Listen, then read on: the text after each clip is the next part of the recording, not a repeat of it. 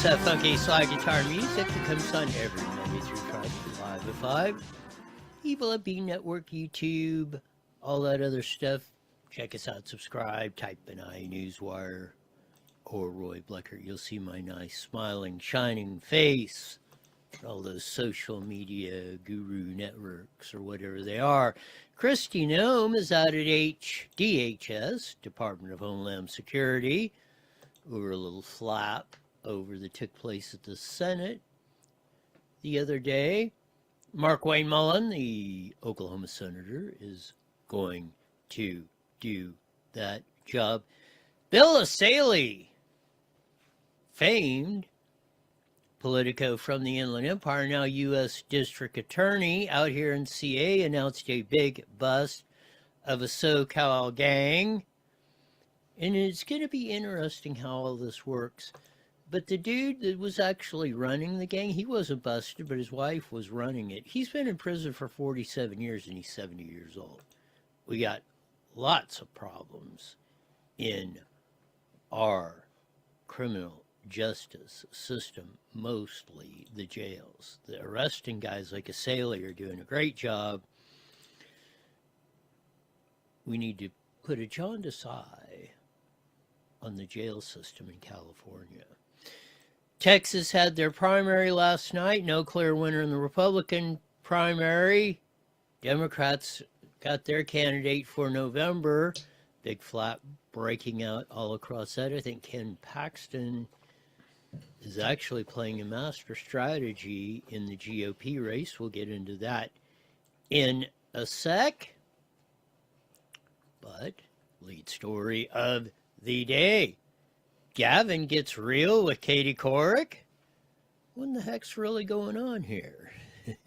Katie Couric sat down with an interview with Gulag Gavin Newsom, and Perky Katie asked him some pretty poignant questions. What those are, we will find out. Let's see if the interview will play. Tied with Louisiana, the highest unemployment, and as Nick Kristof of the New York Times recently wrote, Mississippi schools outperform California schools, especially for poor kids. Now, people see that or hear that or read that, and they're like, no thanks, California. No thanks, Gavin Newsom. We're good. Yeah, well, the poverty... Before the liar-in-chief gets in, I got to congratulate Perky Katie. Put him on the spot. Yeah. Your education system stinks. Highest energy prices, roads clogged. You can't afford housing. Yeah, people are saying, no mas, California, we're done, we're out of here. Let's see. With the disingenuous, narcissistic psychopath has to say. Rate is, you're talking about the supplemental poverty rate. Our poverty rate's about average. And we're right up there. Our supplemental poverty rate, and our poverty rate is about average. He's lying through his freaking teeth. We are in the lowest all across the board. Nobody can afford, especially when you adjust it for cost of living.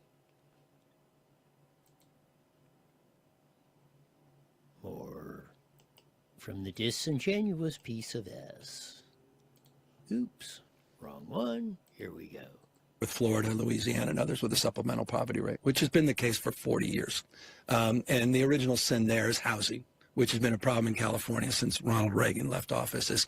No, it was not a problem. Housing was definitely not a problem when Ronald Reagan left office. It was 1974, Moonbeam Brown. What was the average price of a house? $15,000? Adjust that for inflation, sonny boy. Let's give it 20 grand. Adjust that for inflation, you're about at 120,000. Average price is what, over 850,000 here in California? Because of stupid, idiotic government regulation policies? driving up the cost of everything. No energy. Energy prices, $5 in a gallon, gas and everything. You can't get concrete. Natural resources. We got to import lumber from Canada instead of cutting it down in California where we've got, but we'll let the dead trees sit there and burn up our towns. We're absolutely insane. Governor. And we simply have a supply-demand imbalance, and we have zoning policies and NIMBYism. We do not have no supply and demand imbalance that we did not create. Government created this. $100,000 it cost.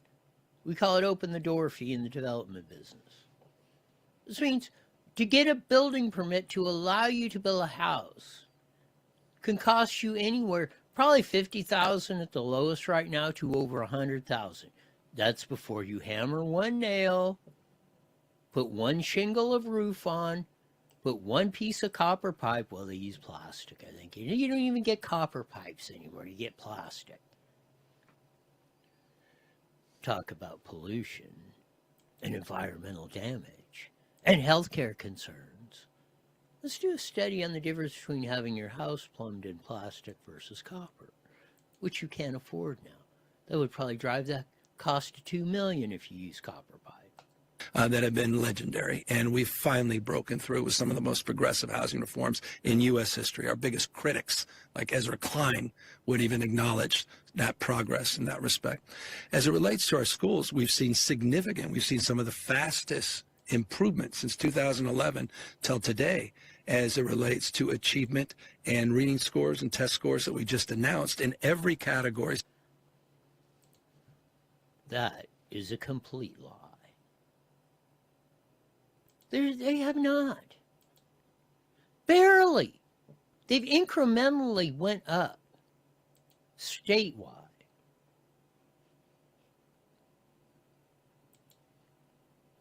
Yeah, they went up 0.1% in some cases.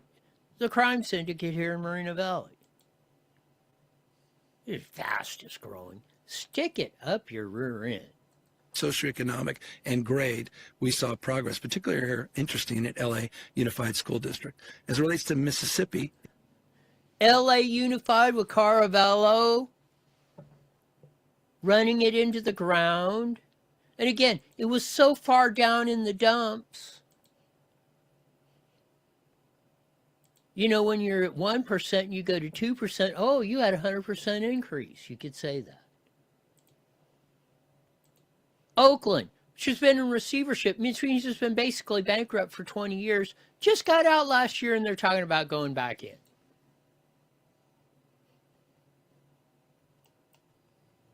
Yet, 4 out of 5 kids are not at grade level in Oakland schools, despite records amount of money poured in. it's interesting, it's well established. They hold people back in 3rd grade. And so they have this sort of interesting, their scores tend to be a little bit inflated. Yeah. No. For Christ's sakes. That's what we used to do. We had the finest education system in the world. I think 3rd grade is where it started. If you weren't a grade level, you did not go to 4. That's what Mississippi's doing. They went from the bottom up in, I think, in the top 10 in the United States in student achievement. 3rd grade reading level, 4th grade reading level, which were actually 4th grade reading level. So that's where they really start honing these statistics, testing, teacher observations, and assess where students are really at. Mississippi is blowing us away, like Katie pointed out. And this guy is trying to couch it. Because of some of those policies that are not necessarily standard policies that everyone wants to promote across the country. Yes, we do. We want kids to learn reading, writing, and arithmetic. If they're not at grade level, they do not get promoted up. You won't do the 21st century education model. You're still working on a 19th century education model. You Carvello, the Rube out here at the crime syndicate, and everybody in between. You're stupid. You're idiots. You're fools. And most of all, you're crooks because you're taking what? Rube probably makes $500,000 compensation, and he's laughing all the way to the bank while he's screwing your kids just like this jackass. $27,000 per student K through 12 in California, and we got S results. And by the way, you could compare and contrast California to Mississippi. You could compare and contrast many other states to Mississippi in terms of that one data point. So you want to be, I think, a little bit more reflective of a broader sample set. But a lot of progress has been made in California's education policy. Community schools, after school for all, summer school for all. We were the first to do 2 free school meals. And of course, we created a brand new grade preschool for all. We also did the first savings accounts. Everyone's talking about Trump's savings. Oh, you got to feed the kids, give them meals. If you average it out, only 1 in 3. English, math, and science. Only 1 out of 3 kids in California is at grade level. 3 out of 4 here at the crime syndicate in Moreno Valley. Even less in LA and Oakland. Oh, if you feed them, they're going to do much better. Where? You have no evidence. There's no correlation to this. Because we're feeding them sometimes 3 meals a day. We're feeding them lunch, breakfast, lunch, and dinner. And the results are getting worse. How in the hell do we get ourselves into this situation?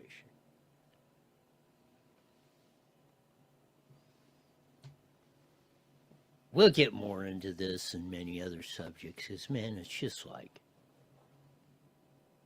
holy bleeping cow. The disingenuous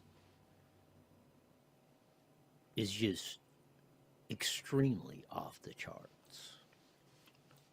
1,000%. It's almost unbelievable if we were not living it. But here's more from the ding dong. Here we go. Savings accounts 6 years ago, 5. I did it. We have 5.5 million kids, all our kindergartners. We did a $1.9 billion appropriation to create these college savings accounts, these career accounts, in addition to these baby bonds that we're doing, all in an effort to try to deal with financial literacy, connect the dots in terms of wealth disparity, not just income disparities, and address some of these systemic issues of poverty. More broadly, though, California has more scientists, engineers, more Nobel laureates, more researchers than any state in America. We dominate in every category. Again, we have the biggest population by far. We're what, 25, 30% bigger than Texas, the second biggest state? Of course, we're going to have the most amount of those. And they're leaving every day. Per capita, we're getting less and less of those every day. We just still dwarf them on population. It's the old Mark Twain deal. Figures never lie, but liars figure. There's one of the biggest lying figure and pieces of trash you're going to see. We're the biggest manufacturing state in America. We have more farmers. We have more ranchers. We dominate in ag, $62.1 billion. Our manufacturing output is over $405.6 billion. Again, because we're the biggest state. Who else is going to compete with us? How about energy production? He won't mention that. There's no one comes close in AI. 32 of the top 50 AI companies in quantum, robotics, the dominant leadership in future technologies as it relates to autonomy, space, advanced nuclear. We're 18% of the world's R&D, only behind China and behind Germany. 18% of the world's ID. We had 4 Nobel laureates last year at the UC system. We have more active patents than any other system, higher learning anywhere in the world. Venture capital was $106 billion. We're number 1 in business startups, and we created 3.1 million jobs. You brought up unemployment. Unemployment has been 0.9 to 1.1%. Of course, this is where Katie fails. She's not bright enough to bring it up. Why don't you put this into per capita statistics so we can actually compare them? Because you know what? You know you're lying. Your statistics are phonier than a $3 bill. while they may be technically correct, you know, what, compare the United States to China. I mean, they got, what, 1.5 billion? We got 300 million. They're like, what, 5 times bigger than us? Yeah, you could, on raw numbers, they can clean our clock. Per capita income, we clean their clock. Quality of life and everything else. You don't get into those things. That's what Katie's point was. Not rattling off a bunch of stupid statistics that don't mean anything. And higher. There's 5 or 6 UCLA studies. Again, since Reagan left office. Why? Read their studies consistently, 1% higher the rest of the nation, which it is again today, because of the transient nature of our sectors, because the hospitality sector, the ag sector, and because the relatively youthful population compared to other states. So all those things have truth. All of them are substantive arguments. And there's plenty of counter arguments, including the fact we're the 4th largest economy in the world because our economic policies are. So let's take the USC study by Mike Mischke. With the refineries closing, we're going to be at $8 a gallon of gas. And if you're going to doubt that, look at in the last month. Well, let's take, a week earlier before the bombing started in Iran. The month before that. Most of February. Take the start of February, gas nationwide went down 10 cents a gallon. In California, went up 50 cents a gallon. It's because of the refineries closing, and that was your policies, ding-dong. You can do this, and little hand gestures, and the eye rolls, and spout a bunch of stupid statistics that you remembered that don't mean anything in the context you're putting them. Of course, you're barraging Katie with them because you know she doesn't have a counter to your stupidity and your deception.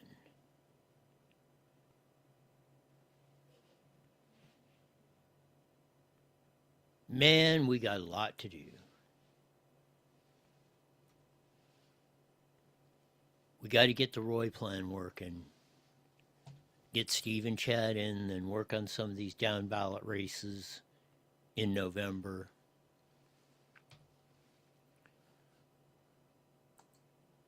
Or as they say, we're cooked. Or more than likely screwed, blued, and tattooed. Let's give an update on the Roy plan. The top 2, as we said, Chad Bianco, Steve Hilton getting in the top 2. The dwarf, 7, 8, 9 dwarfs. 8 on Calderon dropped out. Didn't make any difference. Most of you don't know. He comes from a crook family. Was his dad or his uncles are in jail? They were representatives. He was a former, assembly member or something. Nobody's ever heard of him unless they frequently check the crime blotter. Skid Ashley Zavala, the great KCRA3 reporter, political analyst, an all-around cool person. Here we go. We thought, why is we not playing? 2 Republicans. Current Governor Gavin Newsom signaling he might step in. And I don't really protest it because there's just, at this moment in history, with all the peril and promise that marks this moment, for California, the most un-Trump state in America, to have a Republican Trumper running, there is no margin for error. Yeah. This is a moment for real self-reflection. Is it about you, is it about me, or is it about all of us? And the stakes couldn't be higher. And so all I'll say is choose wisely. That's the new. All I say is choose wisely. He's nervous. He's probably not. He don't care. His feet are out the door of California. He's running for president. Choose wisely. It's on the Pod Save America. That's one of the big left-wing kook podcasts very popular. I think it's Soros funded or something like that. But it was very poignant. I mean, remember, nobody was, even if the first year, nobody was talking about the Roy plan when it in June. I brought out over a year ago. Even the demon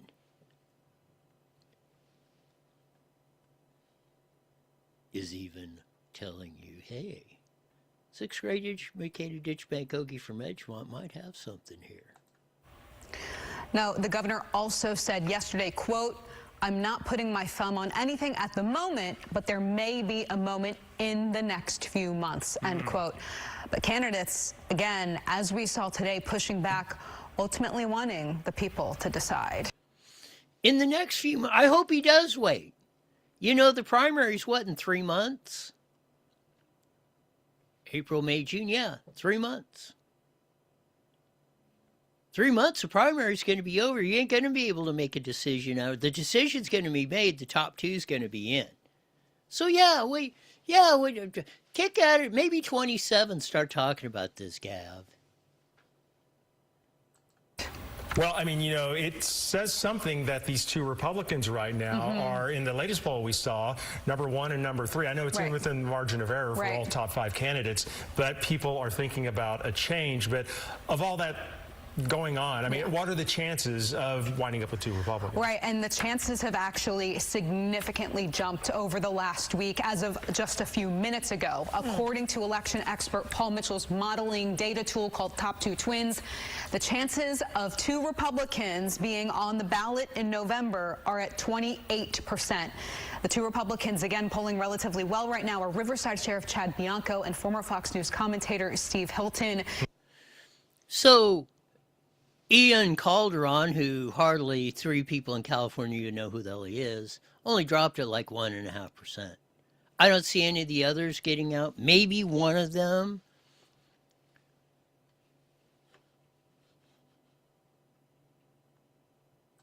But at least the loyal listeners to IE Newswire will know where this all started. And we better execute it. For the sake of everyone. It's going to be one heck of a wild, insidious ride.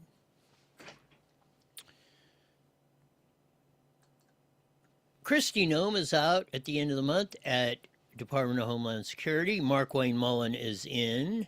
This all seems to stem from Senator John Kennedy, not the former president, as we say, but the Louisiana senator who questioned Kristi Noem about the $200 million contract, if you've seen the ads. I watch political stuff or the sport. It's been on the racing, too. I mean, her ads about her on her horse in South Dakota and, you know, take the money if you're illegal and self-deport, yada, yada, yada. I thought they were kind of strange ads myself. I didn't know there was a $200 million no-bid contract behind it, which was that. And what really seemed to throw Trump into a complete meltdown was she said Trump knew about this, and he said, hell no, I didn't. Well, they're moving her off to some new position, and Mark Wayne Mullen is.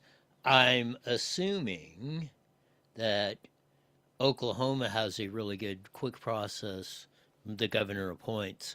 So, because that's a critical seat to lose, you can't lose. I mean, Republicans would be in deep Bandini if they lost his Senate seat or it stayed vacant for a while.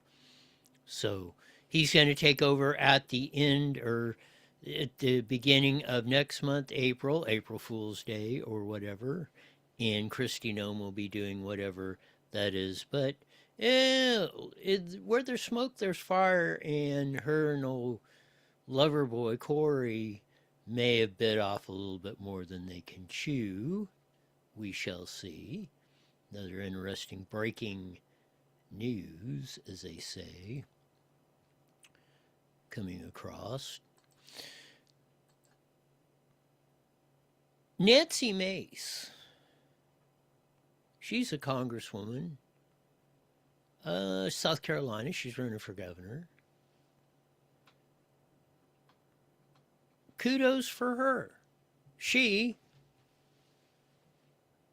and the Democrats moved to subpoena Attorney General Pam Bondi, and they want all the Epstein files released. And they should be. If Miss Pamela's not going to do any prosecutions, then let us see all the documents. Simple. Congrats to Nancy Mace and those who voted it out of the committee to subpoena her to that committee to answer and say, hey, give us the documents. I don't know why Trump doesn't come in and just say, hey, dude, he has said that. You should follow up and make sure that they are getting released. I'm tired of hearing about it a lot. By the way, your health care is going up. Here's a short from Carl DeMaio. Here we go. California State Representative Carl DeMaio here in the state capitol, and you are not going to believe what they're trying to do. Well, you probably will, because you know how insane it has been up in Sacramento with our state politicians constantly increasing taxes, taking our freedom away, and messing everything up. They're now trying to take over all healthcare decisions in the state of California with Assembly Bill 1900 from Progressive Democrat Ash Kalra. They want to ban private insurance, private health insurance throughout the entire state. They want to have government takeover of all medical decisions. Do we need to explain why that would be an utter, unmitigated, colossal disaster? Government taking over all of healthcare in California? That Obamacare hasn't messed it up enough. California hasn't, with the $12 billion we're in the hole with the 30 seconds. Medical benefits to illegals. Man, how insane we are. As Jesse said, we'll be joining the Mighty Met KMET here in a few seconds. We'll pick up with some more of this fun stuff. On this Practice Friday, check out the real Don Steele. He made that famous back in the day. 5 seconds. Here we go. IE Newswire Daily is on the air. The following is a paid program. Views and claims expressed are those of the program producer and are not endorsed by this station. Opinions expressed are not necessarily those of radio station KMET, its management, employees, or affiliates.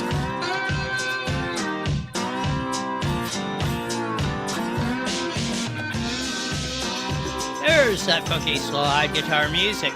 Comes on every Monday through Friday live at 5:30 on the Mighty Met 1490 AM, broadcasting all over the Inland Empire in the aforementioned AM band. Join our vast video audience in the FB Network YouTube. Type in IE Newswire Roy Bleckert. You'll see my nice smiling, shining face on the airwaves of that. It'll even scare puppy dogs and little children if you do that. So if you need to shoo them away, just show them, point the phone with my face on it. That ought to do the trick. Man, what a day. Perky Cakey COURIC at least nailed with the initial question of Gavin Newsom. Hey, with all the disasters you've created in California, people, no wonder people are leaving. And of course, the disingenuous POS that he is starts touting a bunch of irrelevant statistics and all that. Check out the first half hour on the show. You'll get clued into that. It was a very, very interesting. We filled in all the statistical and myanautical errors and untruths and misogynistic crap that Gavin Newsom was trying to spew, that Katie didn't have the gumption, let's say, to refute him. But it's an extremely, extremely horrific thought if Gavin Newsom becomes president. Kristi Noem's out of DHS. Mark Wayne Mullen in. Seems to be a flop of Trump got pissed when Noem said, yeah, you approved them $200 million of commercials me and Corey cooked up on the deportations. And he said, no, the hell I didn't. She's going to get some other post of doing something else. And Mark Wayne will be the DHS secretary starting at the 1st of next month. We get into some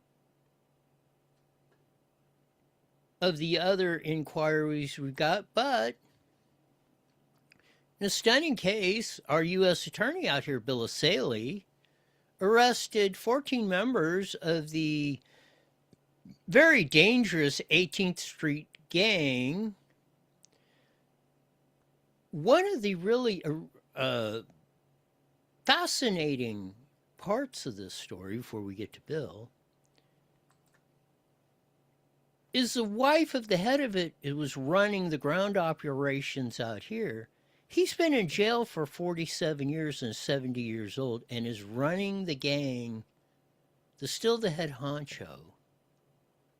Of that 47 years he's been incarcerated, and he's still running the gang through his wife, who was arrested today. Here's Mr. Asaley. Bondi issued a memo implementing the president's order to mobilize federal law enforcement to prioritize the dismantling of these transnational groups. They also sent us a directive to get rid of open-air drug markets. So today we're here to talk about an operation that does just that. Operation Dead Horse. Today my office is unsealing 7 indictments, charging 14 defendants with racketeering and drug trafficking offenses stemming from their membership in one of the largest and most violent gangs in the Western Hemisphere, the 18th Street Gang. Law enforcement executed 12 search warrants on various locations across our district. We've arrested 12 defendants on federal charges. 6 remain as fugitives of justice.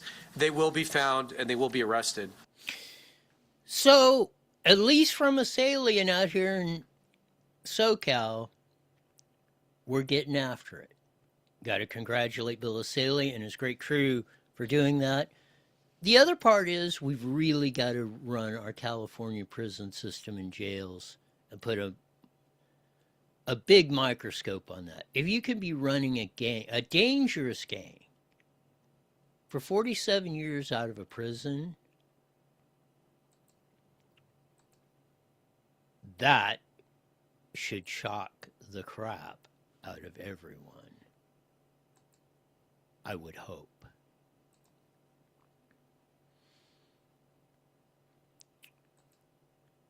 The Texas Senate race.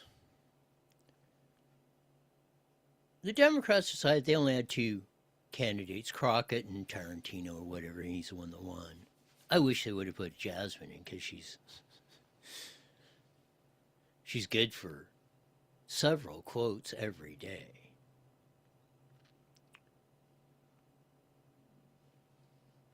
But you want to look at, this is the danger, and this has been going on with special elections. Democrats have been dominating it. I've been saying the rats' main strategy, and they know if they can take over Texas, which they've been working at for 15, 16 years now, for the first time in 20 years, I believe,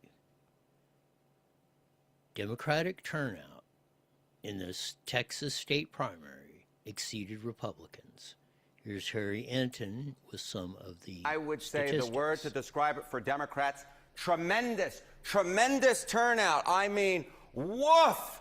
Texas Democratic Senate primary turnout, the highest ever was this primary. We're already up to 2.3 million, and that's only with 92% of the estimated voting. That will climb ever higher. The 2000s average was less than 1 million. They've more than doubled the average turnout for Texas Senate Democratic primaries. The Democrats came out and voted. This beats the old record, which was 2.2 million, and that was in a presidential primary year between Obama and Clinton, and this beat it. Democrats really enthusiastic. As I said, the word to describe this is Tremendous. I can't even believe it beat 2008. People, if you can remember back that far, that was... It's going to be almost 2.5 times when the final vote tally gets out.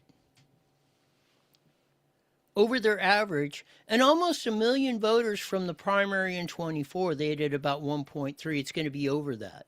Because like you said, they only got 92% of the vote counted. The energy they're coming up with is absolutely astounding in this election cycle going into the midterms. And they're taking over Texas. They've conquered most of Dallas, Houston, San Antonio, Austin, the big power centers of Texas. They got Democratic mayors installed, Democratic city councils in Texas, in your major cities.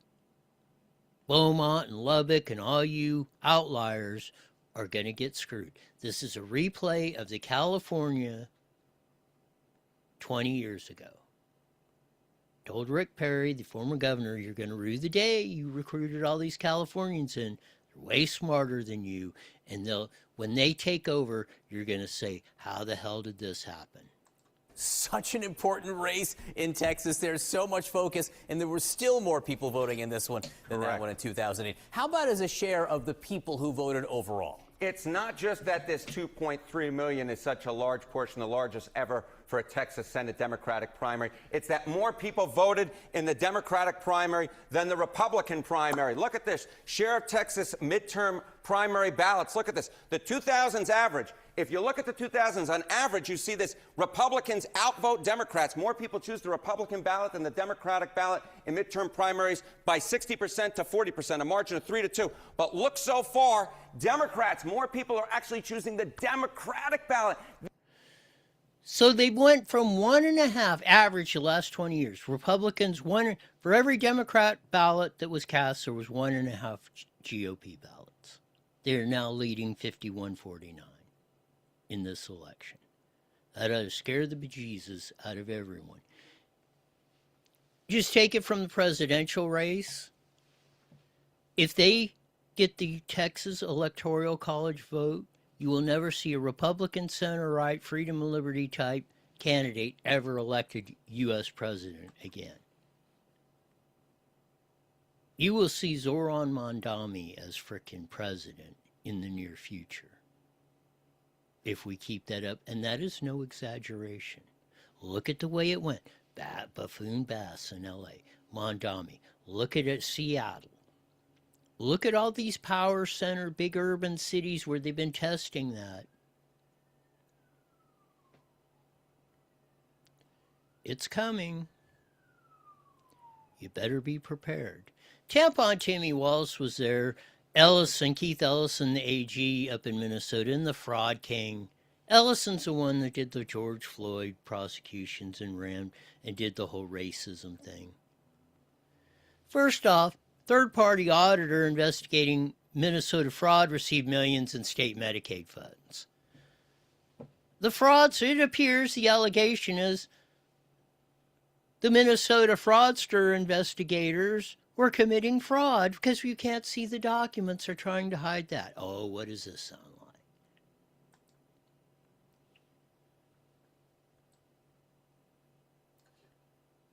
Some of these things are absolutely out of control.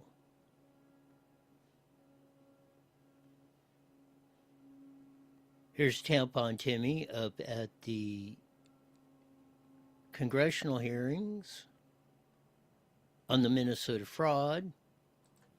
And but he was licensed in your state under your law that you signed about 1.5 years ago. Every day we give licenses and people speed. So we ticket them and try and stop that. What I'm telling you is I don't understand the connection between... He's here illegally. He can't read, and he got a license under your provisions, and he's driving all across the country, imperiling everybody else.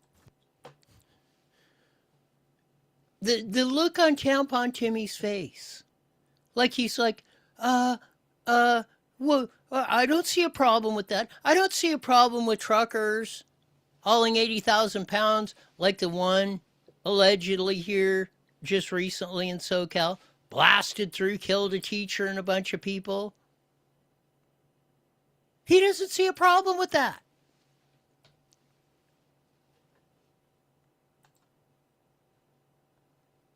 Here's the aforementioned Nancy Mace. Cute. How much money was spent on autism in Minnesota in 2017, Governor? I don't have those numbers in front of me, Congresswoman. Did you prepare for this hearing today? Did you do any preparation I take for this Congress hearing today? seriously. And you've seen the numbers about autism fraud in Minnesota. So we're going to do some Minnesota math with you today, okay? Are you ready? How much money was spent on 2017 for autism in Minnesota? How much? I don't know. I wasn't the governor. Okay. Did you not just say that you prepared for this hearing today? $1 million, okay? A quick Google search or using your AI could tell you $1 million was spent. How much money was spent on autism in Minnesota in 2024? I don't have the number in front of me. As Were you governor in 2024? I was, but I'm not the head of Okay, so your excuse before that you didn't know what 2017 autism numbers were because you were not governor, and today you can't answer the numbers about 2024 as governor, and you still said you prepared for this hearing today. It's unbelievable. $343 million was spent in 2024. What percent increase is that from 1 million to 343 million? What percentage increase is that? I'm not here to be your prop. Go ahead and tell me. Are you governor of Minnesota or not? Yes, I am. I'm not. Well, I'm when not I'm a prop governor of for a South member of Carolina, Congress. you can sure as hell bet that I'm going to know the math. The math is 34,200% increase, an increase of 343 times what it was in this time period. Do you know the number of children in Minnesota? I know that Minnesota ranked as a top 3 state for children in the last year. What is the total population in Minnesota? 5.7 million. Okay. What is the total population of children in Minnesota? I don't have the number in front of me right now. Are you governor of Minnesota? I know 400,000 were cut out of health care last Okay, week by that's the not- actions you made. Are you governor? Where did it, from $1 million to $340 million on autism spending in 7 years? That didn't ring any alarm bells anywhere. When you see the Medicare fraudsters are accused of being fraudsters themselves.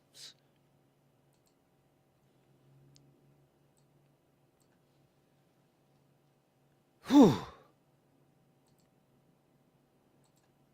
It's almost beyond unbelievable. Keith Ellison, the AG, was up there today.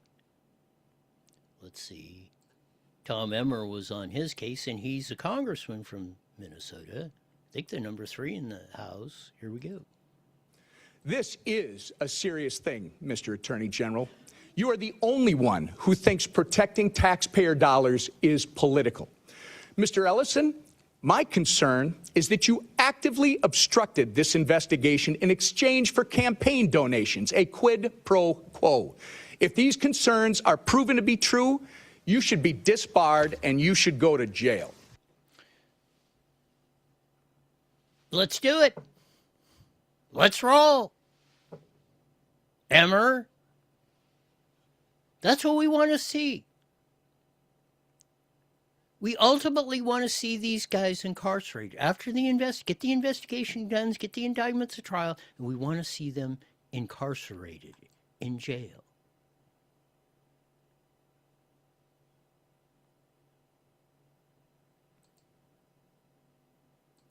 We don't want to live in a dangerous society with truck drivers who can't read or write or do anything. Trump, you better get your act together. This whole Texas thing, now you got Cornyn versus Paxton, and you got the big neocons, and everybody's like, oh, you got John Cornyn. He's a POS. The Texas people don't want him. The vast majority of your voters don't want him. I know Swampy Susie and Thune and all the establishment, World Economic Forum want Cornyn, but you gotta go. He's gotta go. Now, if you endorse John Cornyn, you are basically spitting in the eye of your MAGA supporters. Ken Paxton is the big man in the room. He's the Attorney General and finishing basically a dead heat. They're going to have a runoff in 30 days. Ken Paxton said the Save America, Trump said, oh, one should drop out. I'm going to endorse one, the other should drop out. Ken Paxton said, yeah, I will, under this condition. John Cornyn and John Thune get the Save America Act, voter ID, passed and out of the Senate. He said John Cornyn is a coward, and he's exactly right, who has refused to support abolishing the filibuster to pass the bill. Now, fake news reporters and the establishment are trying to destroy me with misinformation. The truth is clear. No one has been more loyal to Donald Trump than me. Fighting the stolen 2020 election, being in Mar-a-Lago when they announced the 2024 campaign, and standing with him in New York in the face of lawfare. For the good of our country and the good of passing President Trump's agenda, I'm determined to help him get this done. I would add the caveat in that, and this would be my deal. If you really want Cornyn in, on top of Save, you pass Cornyn and Thune, get the Save America Act passed, then you fire Pam Bondi as Attorney General and appoint Ken Paxton as U.S. Attorney General. Because I think Paxton could he could have more effect as a U.S. Attorney General than he can as Texas Senator. And if you're really hell-bent on that, that's negotiation. You're the deal maker, Trump. There's a deal. You want to placate the ding-dongs on the other side? Okay. I get the negotiating part. This is the deal on the table. Take it or leave it, or we're going to have an election in 30 days, 29 days. Pass the SAVE Act, Cornyn gets it out of the Senate and Thune, and you fire Pam Bondi and appoint me Attorney General. And I will drop out of the race, and Cornyn can have the Republican nomination. And good luck trying to get him elected with all the stuff that's going on. You've seen the statistics. Trump knows them.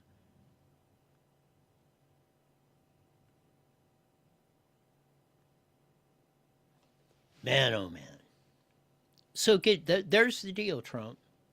Don't sell us the MAGA folks down the river.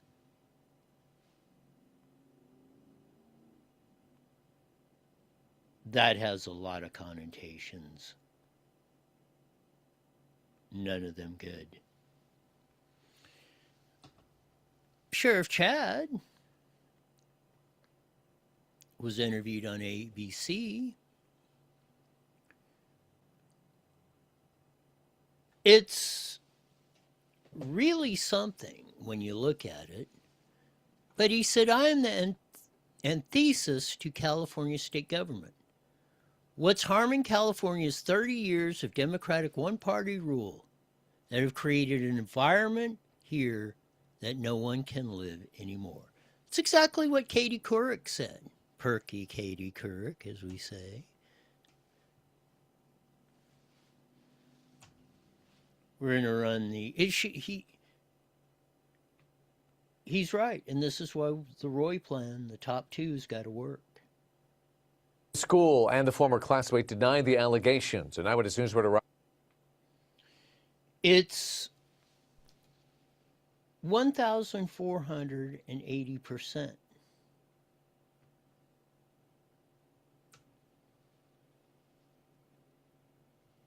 Flat ridiculous.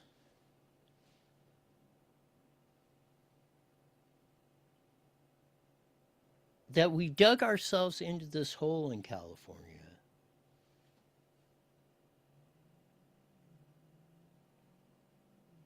But we can dig it out.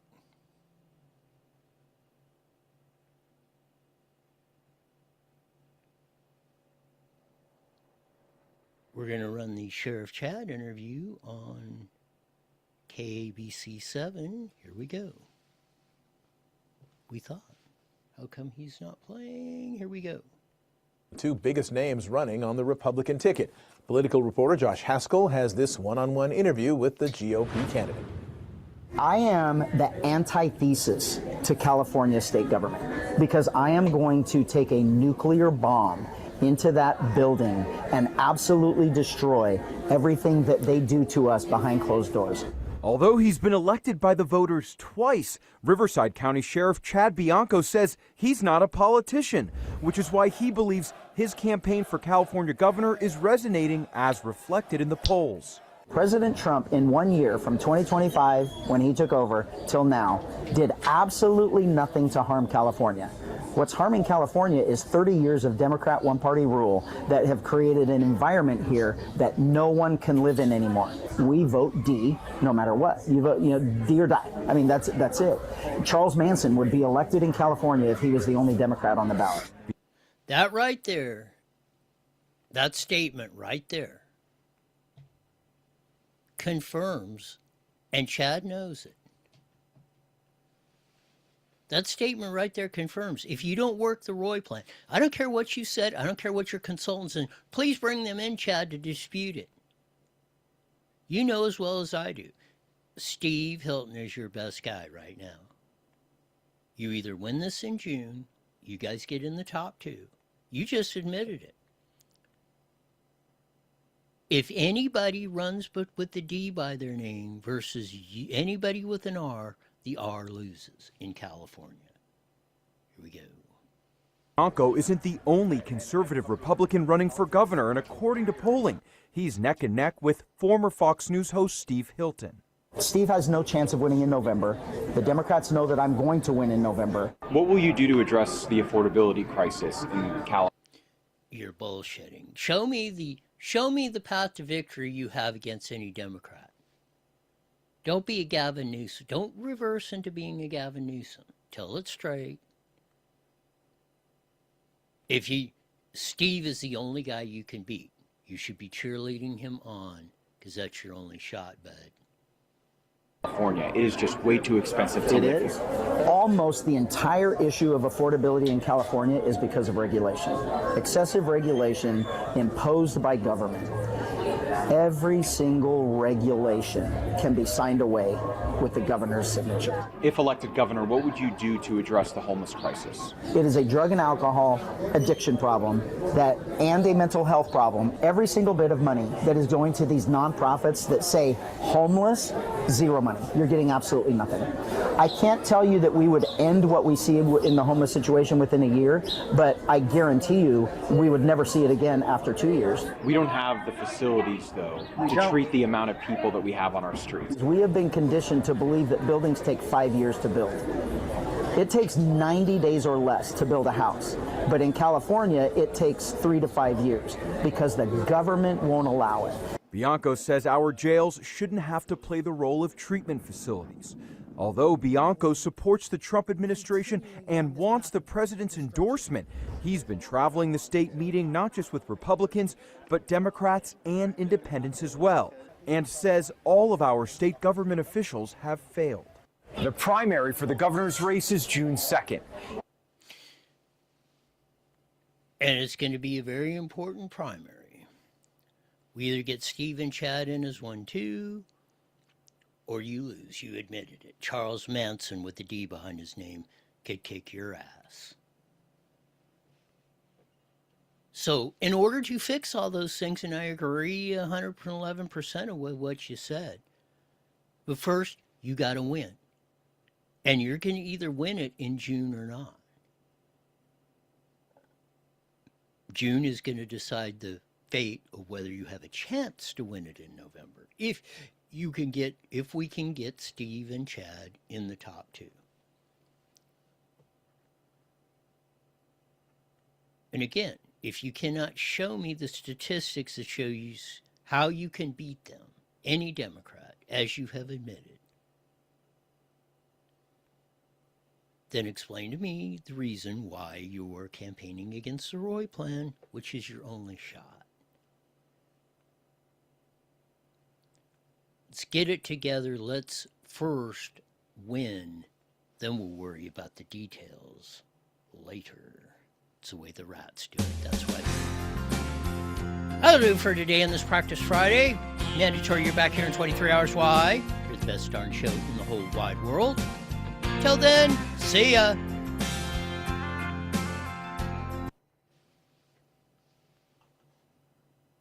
All right. Have a great night. You got it.